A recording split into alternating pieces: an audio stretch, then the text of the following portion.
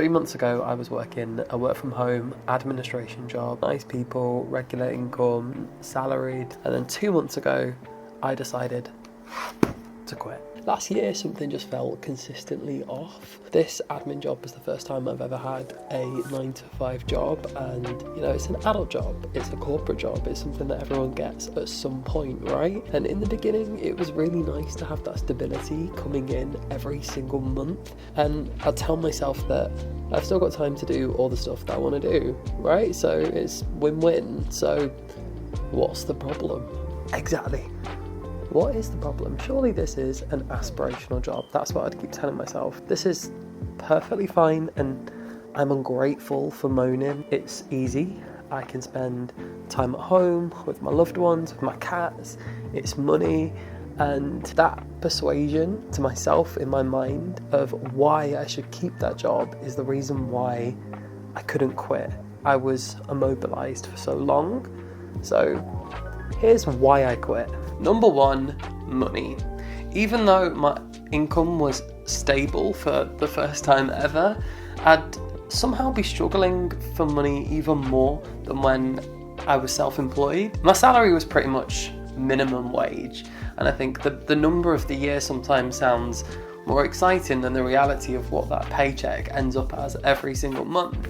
And I think even more than the actual financial struggle of it, it was more the mental aspect of it and the mental impact on my self-worth. So I know what I'm capable of and the work I've done, the things I can achieve, the things that I can do. So I felt like I was almost settling for less than I actually deserve, even though I was telling myself that I was lucky to have any money coming through.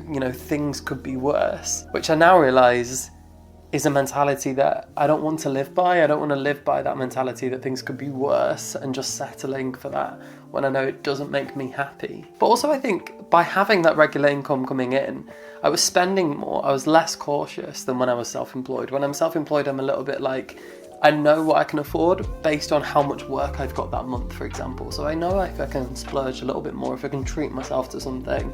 Whereas because I was like, oh, I know that's coming in, I would overcompensate and sometimes spend more, and maybe even spend more on the mundaneness of everyday life just to keep it a little bit more interesting, maybe. Number two, time.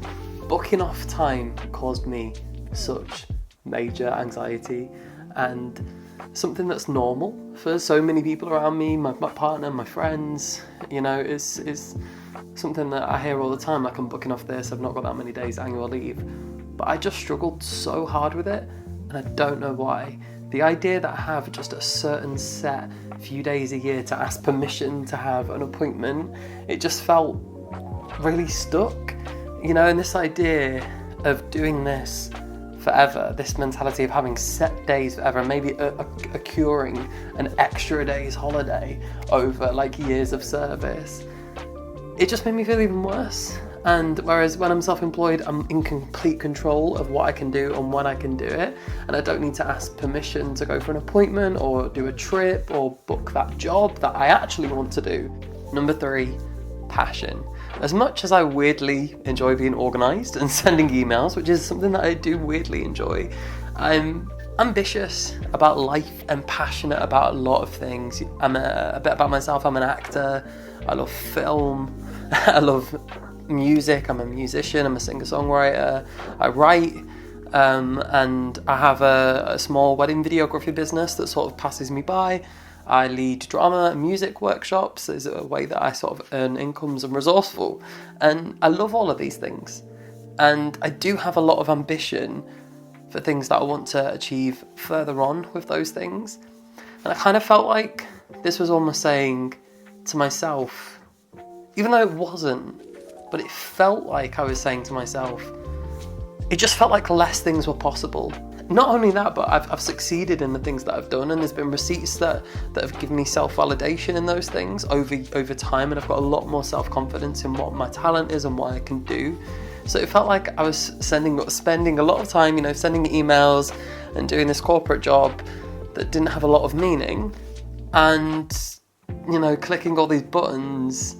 And it felt in a weird way like I was wasting my time for the pursuits that I know that I'm otherwise capable of. Indecision. I spent about 6 months going back and forth over my decision to quit this job or go self-employed. And obviously I wouldn't have quit for nothing. There had to be a few reasons to quit. There had to be some work in the pipeline. But this process of indecision actually caused a physical anxiety within me. And it got to the point where I felt like I was boring myself, everyone around me, just going on about the same pros, the same cons over why I should do it or why I shouldn't do it.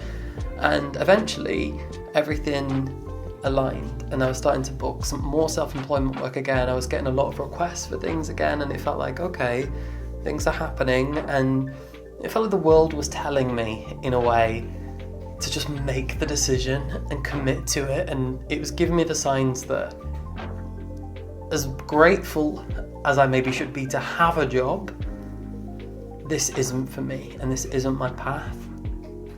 And it took about 6 months for that to happen. So after months of indecision, I finally handed in my notice. So how's it been?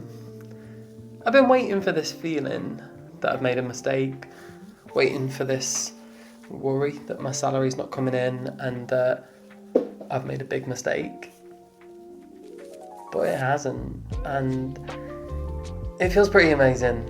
I'm not gonna lie, like, don't get me wrong, there's been fear, and there's been fear about how much work that I've got to see me through, and how much work I've got maybe some months more than others, and how much have I got to sustain myself. There has been those thoughts, but it turns out, as I said before, I'm pretty resourceful. And I've been working pretty much non-stop. I know it's not been very long, but on various projects that have made me happy, including some work in the Netherlands, some acting jobs, some auditions, but as well as some well-paid stuff. And even though I'm working less, I've been earning more. And I've just felt more free, just so much more free, more excited about things again. I felt more ambitious again. All these ideas, I think what was really hard for me is the ideas were starting to stop, and I love coming up with new ideas. And it was like, oh, well, how can I do that when I've only got a certain amount of set days a year to do it? And these ideas were starting to come back of like what possibilities could be, even maybe some full-time jobs in the future, but ideas were starting to flow through me again. But most importantly, I think, more than anything else, the thing that I've started to notice the most since I've quit is I just feel much more present in the moment. I feel like I'm not grasping on to that. I know people talk about the Sunday feeling. I didn't really have that because I was working from home, but it was the feeling of any actual free time that I have, I've got to grasp to make it productive for things that I want to do, or I've got to like just grasp onto it for whatever me time I can get because it's limited. And I think it was a mixture of all of those things. So instead, now I feel like I can actually enjoy just each moment knowing that I'm in control of the situation. And I don't know why, but I've just felt so much more in the moment. I don't know how long that's going to last for, but I just feel like I'm enjoying the things that I'm doing more than I was before. Don't get me wrong. This is not a video telling you to quit your job. It is not. This is just my experience, and I'm a working class guy. I come from a working class family. I was one of the first people in my family to go to university. So I think that's why it took so long to take this leap and for me to have these thoughts, and it's kind of why I wanted to make this video a little bit. There's this feeling, I think, with working class people, and with anyone, that you should be lucky and grateful to have anything, even if it's below what you're worth and what you know you're capable of. There's security there and there's value in that. Especially with a work from home job, I see TikToks and stuff all the time of how it's, desirable, and I thought it was desirable, and it is desirable. I loved working from home. It did allow freedom, but I just was, in my head, I was like, when does this end? This isn't what I want to do forever. I have other passions. When does this end? And if not now, when things are starting to come through, then when? I'm never going to take the leap otherwise. So I tried it. And maybe one day, I don't know, maybe this whole chasing a dream of becoming a performer and creative, maybe one day I'll need to get another job, a similar job, perhaps. But right now, in the moment, I'm okay with that. And I'm okay with knowing that I'm trying my best. I'm trying to make things happen. Maybe I'll find a full-time job in a more creative sector. That was my cat. But I'm going to chase it with no regrets, and I'm not going to look back on, I'm turning 30 this year, playing in there as well. So I'm not going to look back at any of that with a regret. So quite literally, what have I got to lose? Follow my channel to see what happens next.